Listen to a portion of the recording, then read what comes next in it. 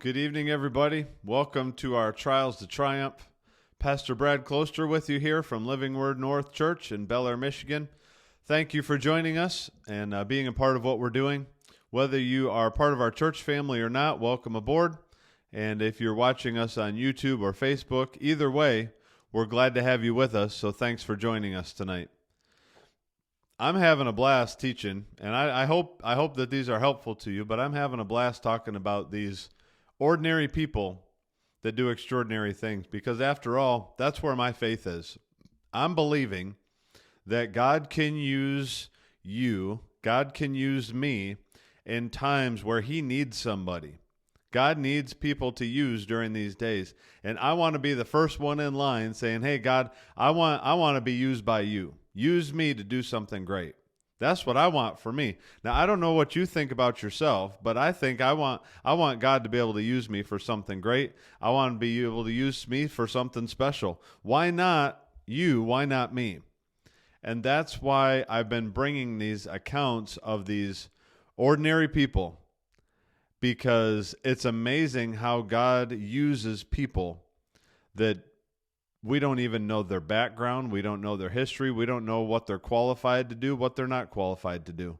But we do know that God decided to use them. And when God decides to do something like that, I want to pay attention to it. And so here's a guy who has one of the most amazing stories of any human. You want to talk about a fish story.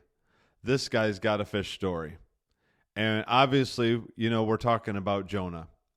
And the life of Jonah is such a remarkable thing because God used him in such a mighty way, and he was such a great example. And even if somebody's not a churchgoer, they know about Jonah. Wasn't Jonah the guy with the big fish? That sort of thing. People know Jonah. Here he is, world famous Jonah. And he literally, it's like he just comes, I feel like I keep saying this, but it's like he comes out of nowhere.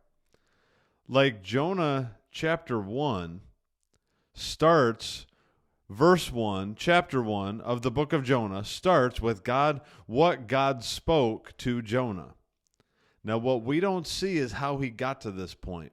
What we don't see is how he gets to the point where God is speaking to him, and God's going to use him to deliver the city of Nineveh. Now, obviously, we know the story. He takes a little sidetrack, a very unusual sidetrack, and something that probably, I hope that you and I never have to experience, and I doubt we will. But this changes his life. But what you and I don't see about these people, we've talked about all these men and women who have been used by God, but what we typically don't see is the backstory. How did he get to the point? He had to have had a relationship with God to get to the point where God was speaking to him to use him. This brings up a great point that I want to illustrate with us today. Don't expect a Jonah type of experience where God uses you for great things without you having a backstory. He's not just going to pick you out of the dirt and say, okay, I know you haven't been serving me. I know you haven't been loving me. I know you haven't been doing any of these things, but I want to use you now. So you're going to go from a nobody to somebody without any backstory. That very rarely happens. One of the only biblical accounts of that ever happening before was Saul turning into Paul. But most of the time, God will take somebody. I believe this very, very strongly. I believe that God will take somebody who has a backstory, who's been doing things behind the scenes that no one else sees. There's been things going on behind the scenes and things going on behind what everybody else sees. At some point, Jonah had a relationship with God enough where God was able to speak to him. He knew it. He knew it was God. So he must have heard the voice of God before. So see, these are things we take for granted that I want to be sure that we understand that in order to be used by God, we can be an ordinary person and be used by God to do extraordinary things. But oftentimes there needs to be a backstory. There needs to be something that sets the table for what's going to take place. Now, here's the great thing about Jonah. Even though he was disobedient, even though he was reluctant, even though he didn't want to be where he needed to be, God told him, arise and go. Rise, go, and preach is basically the summary of what God told Jonah. Get up, go, and preach. That's the summary of God's message to Jonah.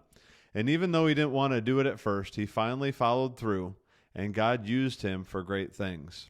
In fact, the entire city of Nineveh turned from their sin and made things right in the eyes of God. And so, see, God used Jonah. And Jonah, to me, is also an ultimate example of a second chance. Anybody ever out there goofed up before? Besides me, with both hands up, maybe put my feet up.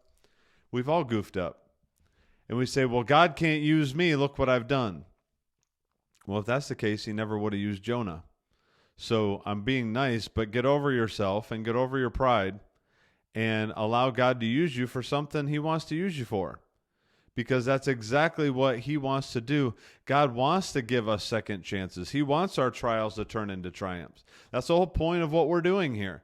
He wants that to happen, but you got to be willing to get up and go the second time. You got to be willing to get up, be obedient, and to do what God has called you to do. Because if we do that, not only can God turn our trial into triumph, but imagine somebody else's life that you could change because you decided that to allow God to give you a second chance. Hey, I don't know about you, but that's pretty good preaching. I hope that's encouraging for you tonight, and that you will not only be encouraged, but that you'll actually do something. And just like Jonah, that God will use you, ordinary person, to do extraordinary things. Hey, thanks for joining us. We'll see you again next time on our Trials to Triumph.